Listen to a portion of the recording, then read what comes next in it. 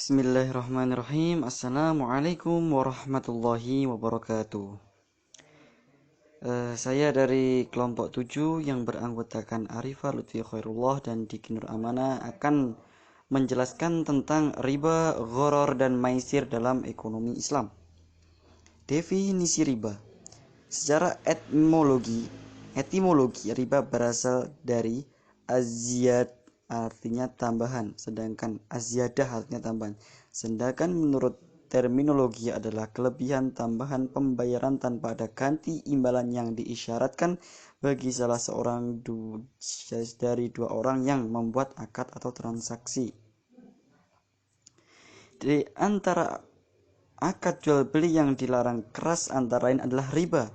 Riba secara bahasa berarti penambahan, pertumbuhan, kenaikan, dan ketinggian. Sedangkan menurut syara' istilah riba berarti akad atau untuk satu ganti khusus tanpa diketahui perbandingannya dalam penilaian syariat ketika berakad atau bersama dengan mengakhiri kedua ganti atau salah satunya. Dengan demikian, riba menurut istilah ahli fikih adalah penambahan pada salah satu dari dua ganti yang sejenis tanpa ada ganti dari tambahan ini. Tidak semua tambahan dianggap riba karena tambahan terkadang dihasilkan dalam sebuah perdagangan dan tidak ada riba di dalamnya, hanya saja tambahan yang diistilahkan dengan nama riba, dan Al-Quran datang menerangkan pengharamannya adalah tambahan yang diambil sebagai ganti rugi dari tempo yang ditentukan. Hukum ayat yang melarang riba yaitu ada surat Al-Imran ayat 130, Al-Baqarah surat 270. Surat Al-Imran ayat 130. Bismillahirrahmanirrahim. Ya ayyuhalladzina amanu la ta'kulu riba ad'afan mudha'afah wattaqullaha la'alakum tuflihun. Hai orang-orang beriman, janganlah kamu memakan riba dengan berlipat ganda, dan bertakwalah kamu kepada Allah supaya kamu mendapat keberuntungan. Kemudian dari hadis Rasulullah SAW, dari Jabir, Rasulullah SAW melaknat riba yang mewakilkannya, penulisnya, dan yang menyaksikannya. Hadis riwayat Muslim. Tentang larangan riba dalam Al-Quran. Yang pertama, menolak anggapan bahwa pinjaman riba yang pada zahirnya seolah-olah menolong mereka yang memerlukan sebagai suatu perbuatan mendekati atau takarrub kepada Allah Subhanahu wa taala, sebagaimana surat Ar-Rum ayat 39 artinya, dan suatu riba tambahan yang kamu berikan agar dia menambah pada harta manusia, maka riba itu tidak menambah pada sisi Allah. Dan apa yang kamu berikan berupa zakat yang kamu maksudkan untuk mencapai keridhaan Allah, maka yang berbuat demikian itulah orang-orang yang melipat gandakan pahalanya. Tahap kedua, riba digambarkan sebagai sesuatu yang buruk. Allah mengancam memberi balasan yang keras kepada orang-orang Yahudi yang menggunakan riba, seperti tertera dalam Al-Quran, yaitu maka disebabkan kezaliman orang-orang Yahudi yang diharamkan atas mereka yang makan makanan yang baik-baik yang menghalangi manusia dari jalan-jalan Allah. Kemudian tahap yang ketiga, riba diharamkan dengan dikaitkan kepada suatu tambahan yang berlipat ganda. Para ahli tafsir berpendapat bahwa fenomena yang banyak dipraktikkan pada masa tersebut. Allah berfirman yang terjemahnya, hai orang-orang yang beriman, janganlah kamu memakan riba dengan berlipat ganda, dan bertakwalah kamu kepada Allah supaya kamu mendapat keberuntungan. Kemudian tahap akhir, Allah dengan jelas dan tegas mengharamkan apapun jenis tambahan yang diambil dari pinjaman. Ini adalah ayat terakhir yang diturunkan menyangkut riba dalam Al-Quran, surah Al-Baqarah ayat 278. Kemudian jenis-jenis riba. Yang pertama adalah riba fadl. Apa itu riba fadl? Tukar menukar dua barang yang sama jenisnya dengan kualitas berbeda yang disyariatkan oleh orang yang menukarkan. Contoh, tukar menukar emas dengan emas, perak dengan perak, beras dengan beras. Kemudian yang selanjutnya adalah riba nasiah. Riba yang dikenakan kepada orang yang berhutang disebabkan memperhitungkan waktu yang ditangguhkan. Contoh, Aisyah meminjam uang ini 10 gram pada Aminah. Oleh Aminah diisyarkan membayarnya 1 tahun depan dengan emas sebesar 12 gram, dan apabila terlambat 1 tahun maka tambah 2 gram lagi menjadi 14 gram dan seterusnya.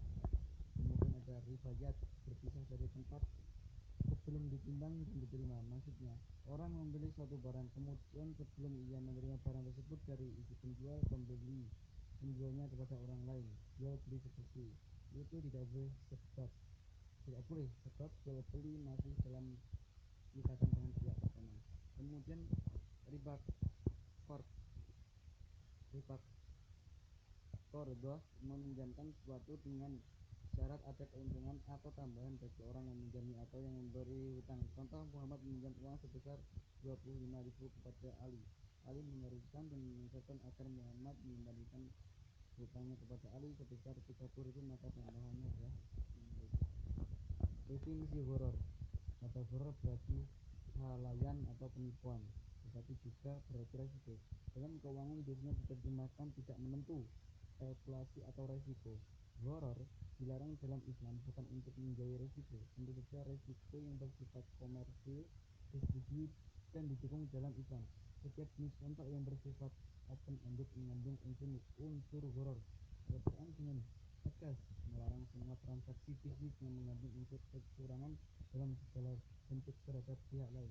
Hal itu mungkin dalam segala bentuk penipuan atau kejahatan atau memperoleh keuntungan dengan tidak semestinya atau resiko yang menuju ketidakpastian di dalam suatu bisnis atau bisnis.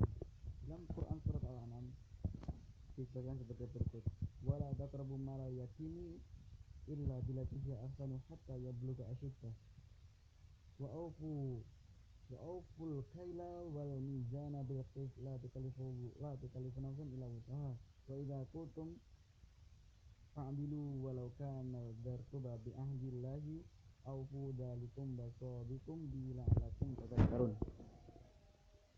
Dan dijelaskan, kamu dekati harta anak yatim kecuali dengan orang cara yang lebih bermanfaat hingga sampai ia dewasa, dan sempurnakanlah takaran dan timbangan dengan adil. Kami tidak memikul beban kepada seorang melainkan sekedar kesanggupannya, dan apabila kamu berkata maka hendaklah kamu berlaku adil, kendati pun ia adalah kerabatmu, dan penuhilah janji Allah, yang demikian itu diperintahkan Allah kepadamu agar kamu ingat. Quran surat Al-An'am ayat 25. Konsep gharar dapat dibagi menjadi 2 kelompok. Pertama adalah unsur resiko mengandung keraguan, probabilitas dan ketidakpastian secara dominan. Kedua unsur meragukan yang dikaitkan dengan penipuan atau kejahatan oleh salah satu pihak terhadap pihak lainnya. Kemudian kita memasuki materi selanjutnya, adalah definisi maisir. Maisir bisa disebut dengan judi. Secara istilahi, judi bermaksud ketika ada satu pihak yang diuntungkan dan pihak lain yang dirugikan dan tidak ada usaha dalam mendapat keuntungan tersebut. Dalam Quran surat Al-Maidah ayat 90, judi disandingkan dengan dosa-dosa besar. A'udzubillahi minasyaitonirrajim. Bismillahirrahmanirrahim. Ya ayyuhalladzina amanu innamal khamru wal maisiru wal ansabu wal azlamu rijzum min amali syaitan fajtanibuhu la'allakum tuflihun. Hai orang-orang yang beriman, sesungguhnya meminum khamr, berjudi, berkorban untuk berhala, mengundi nasib dan dengan panah adalah termasuk perbuatan syaitan. Maka jauhilah perbuatan-perbuatan itu agar kamu mendapat keberuntungan. Itu adalah definisi maisir, gharar, dan riba. Sekian presentasi dari kami. Apabila ada kurang lebihnya kami mohon maaf, karena al-insanu makanul khata' wan nisyan. Manusia itu tidak pernah luput dari salah dan dari perbuatan salah.